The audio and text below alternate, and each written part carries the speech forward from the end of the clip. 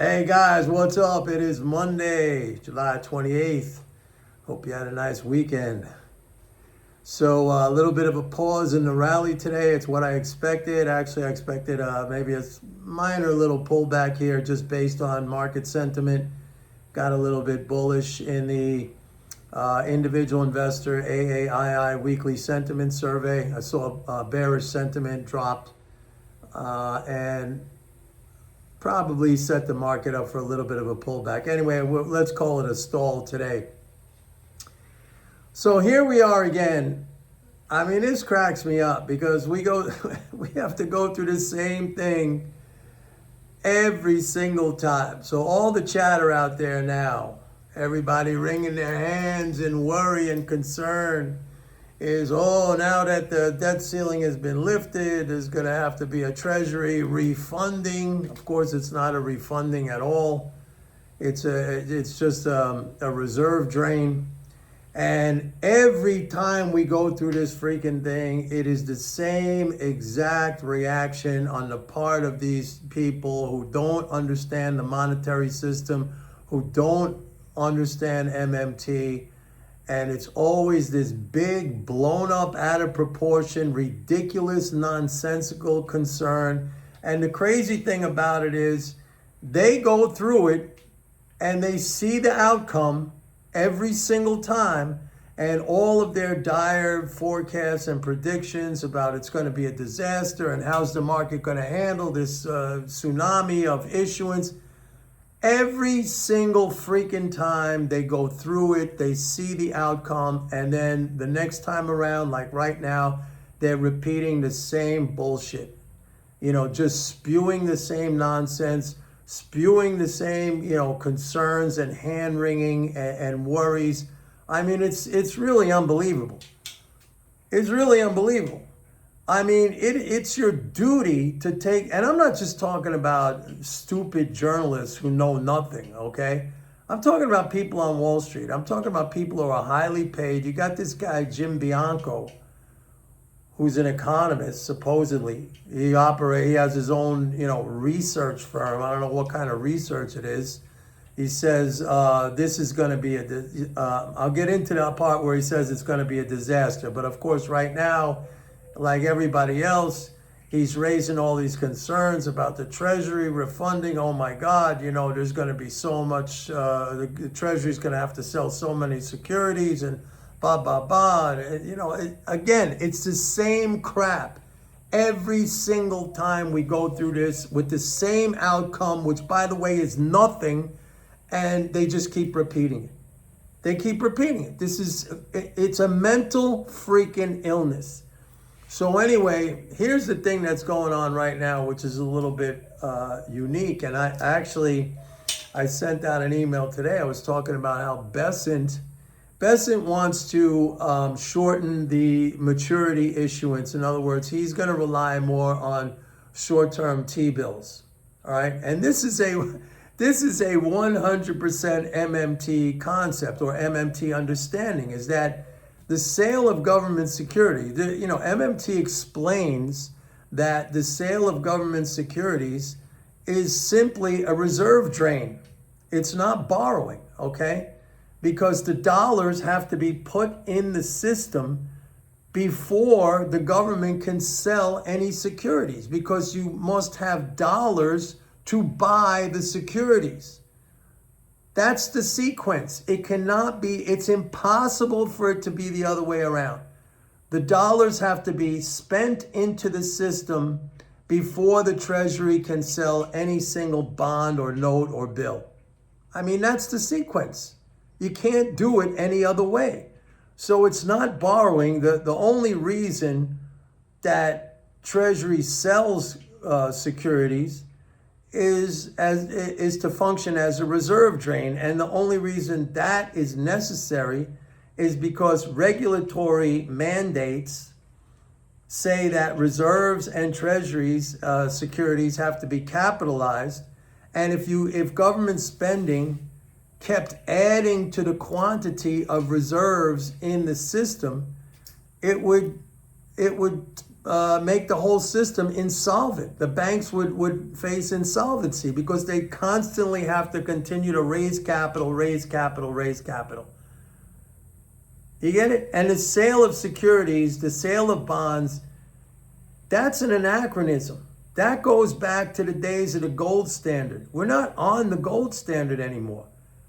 And when you think about it, there's no reason for the government to be paying interest to financial institutions, wealthy individuals, and foreign governments, which is basically what's going on, or paying interest to itself, to the Fed, or to agencies.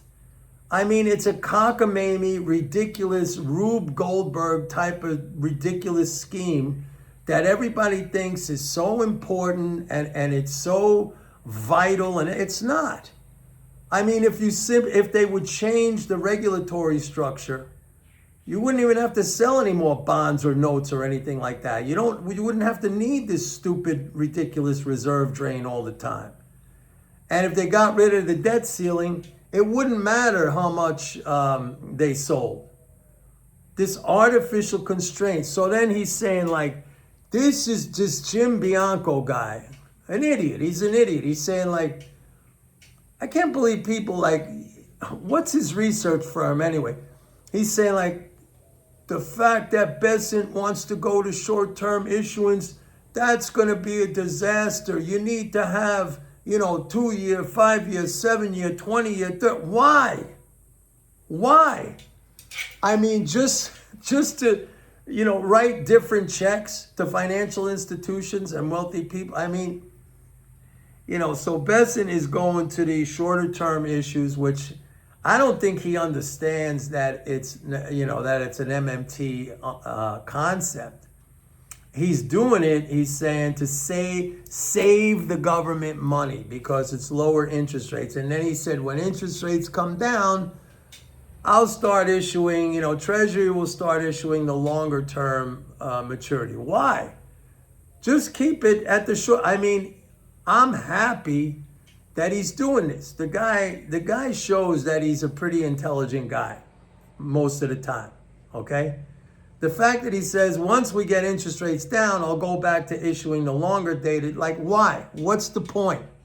All you need to do is drain reserves. You could do that with a 30-day T-bill or a 90-day T-bill. That's all you have to offer. Now, these people out there, these idiots like Jim Bianco, who think, like, for some reason, the system is hanging on by its fingertips to the way it's structured right now, because there can be no other way. I mean, all that is he's just displaying his complete lack of understanding for these monetary operations, for these security sales. They're a reserve drain. That is it. Okay? And to repeat, the only reason why we still have this idiocy, do you understand? Like, it's the government writing checks. Basically, it's writing checks to rich people, to financial institutions, and to foreign governments. Not to people who need it. We just went through the BBB, and they're gonna make cuts to things like food stamps and Medicaid. Maybe you're aligned with that politically. That's not what I'm saying. But I'm saying, like, what about what about payments, interest payments that are completely unnecessary to financial institutions, rich people, and freaking foreign governments and agencies and the Fed? I mean, do you realize that? Do people out there realize that? No, they don't realize that. Maybe you guys realize that because I tell you that. So everybody is freaking out about the refunding, and it's not a refunding. Yeah, you're gonna increase the balance in the Treasury's account at the Fed, but that's because the Treasury was operating under the debt ceiling. This another ridiculous, idiotic thing that needs to be done away with. The Treasury was operating under the debt ceiling, which caused its balances to come down. So, they raised that thing. So now, they'll sell some bonds. But I mean, like, that debt ceiling is an artificial constraint on the Treasury's ability to make payments. That is a politically imposed thing that has no basis in any kind of monetary reality whatsoever. Okay? So don't call it a refunding, which is stupid, completely idiotic, but that's what they call it. And then all of these idiots are freaking out again. You know how many times we've been through this? I mean, I've been making videos about this, I don't know how many years, like every freaking semi-annually or whenever they do these things. It's the same repetitive nonsense over and over again. The same hysteria over and over again, constantly. And they sit through it and they watch the outcome, which is nothing bad. And then they act like we never talked about that. And then the next time when it comes up, they say the same thing over and over and over again. I mean, you really got to be careful with these people. And again, I'm saying it is your duty.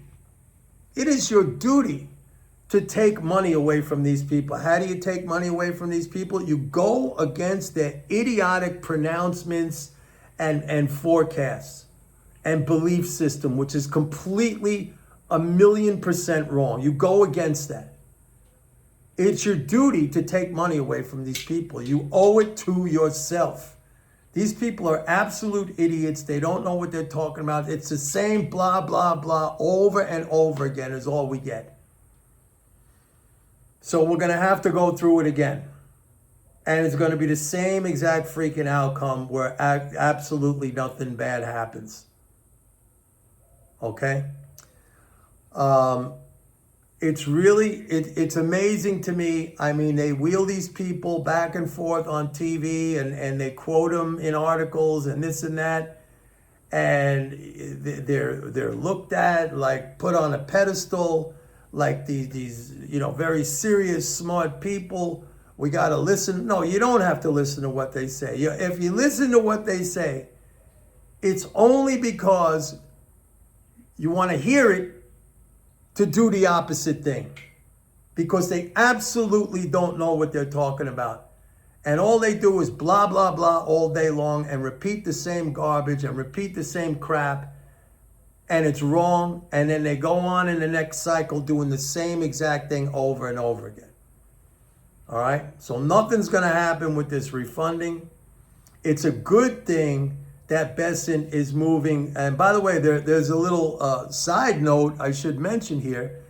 The fact that he is issuing more short-term, bills effectively will reduce interest income transfers to the economy. So, that's something very stealthily, not spoken about, not understood, but over time, if there's a shift to shorter term maturities, which have a lower, yield, that is going to reduce interest income flows to the economy. So, we got tariffs going on.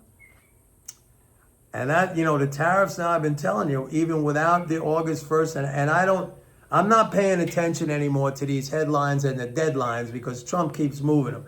The only thing I'm focused on is the daily numbers. That's going to tell me what's going on. I don't pay attention. He says August 1st. Now it could be, 2 months later than that. I don't pay attention because the goalposts move all the time with him. I just look at the numbers. And when I start to see the numbers give me a signal that something is shifting in the picture, I'll know. And I'll know before anybody. Maybe not, I'll know, and my subscribers will know at the same time too.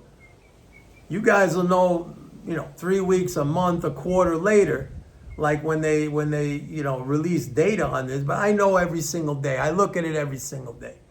So I'm not paying attention to the headline. Right now, I tell you that the flows are good. There was a teeny tiny contraction in the last week because of the big tariff drain that we had. What was it, like last Wednesday or last Thursday, something like that. So net transfers dropped a little bit by like 10 billion, but they're still very strong at about 278 billion above where we were last year. But I'm focused on that like a hawk. If that thing starts to trend down, that's the signal, man. I don't need to see any headlines. I don't need to see any speeches or pronouncements by anybody. I'll know. I'll know. Anyway, that's it for today, folks. Please like and subscribe. And don't forget, go to my website, pitbulleconomics.com. Sign up for a 30-day free trial to MMT Trader. You're going to want to be on board with this. All right, I'll see you. Bye.